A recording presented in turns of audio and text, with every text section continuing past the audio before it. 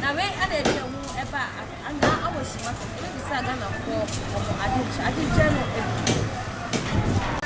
sia sam ele ka say ada wa for me say o mo ko extra ana mo sia pe ni boy ye ko we ka fa ni na ti ma ko fa ni na ade e so mo di 188 Ghana o mo so na ja na Ghana ana 150 Ghana wow o si ni ma ne boy nti yanti ase because almost petrol ne boy dey enu nti na almost o ma to we card asa nti o mo nte so abai on ti petrol ne so ka o ta so a never for us bet fairness say ada for no so me go strike we no mo ya fi so mo go strike because o mo na mo say we no ko ya mo yi to fi wa sia o mo ka say we do boy dey so mo yi fi on no other means when I confess I go dey fine say dey petrol mo no be she so because o mo go strike there o mo na mo pe na ba ne sa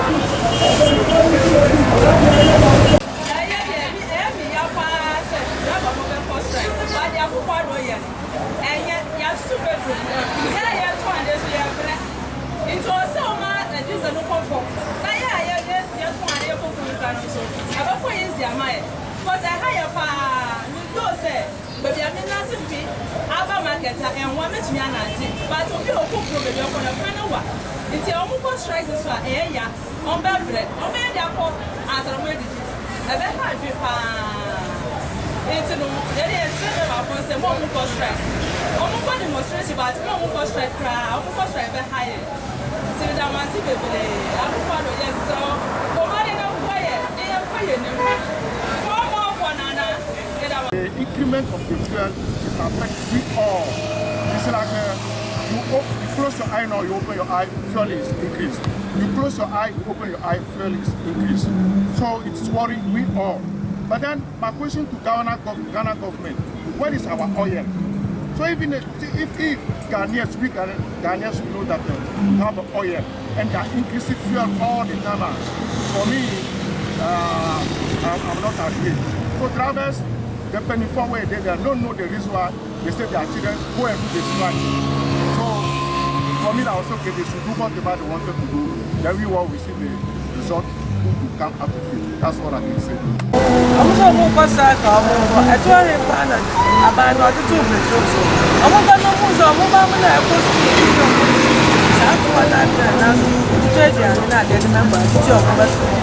and that's a 2 petrol comes from Mutas or Mopasaka or a tray and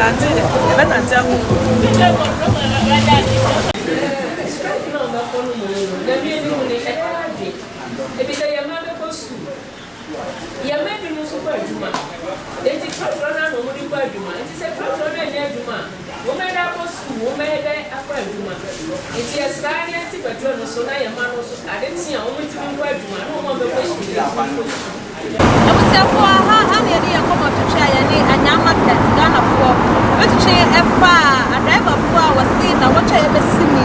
So I buy a temperature so our vehicle and not say or vehicle strike. Anna, the Sipacho subscribe here. No one subscribe. I'm on our so I share among attention as okay. Yes, you'll be on tax. Taxes now, origin. And now what this year's your crew. I broach remember taxes and now what this year's your chrono. Gonna have a drain 2 points to name the airport. When theaters are better than a corona effect. Second, what my never dear say. Said the beer will be a 2 million bid. Because I broach remember. A home united them pa. The number for what America, one I work Canada, and easy. And easy. If you honest, I obey, we shall no smash. And who shall no smash? Won't do it, Piabonte. What the come, Crampa? We shall no smash. You can't answer for. In the Ghana for 1 million senior baby.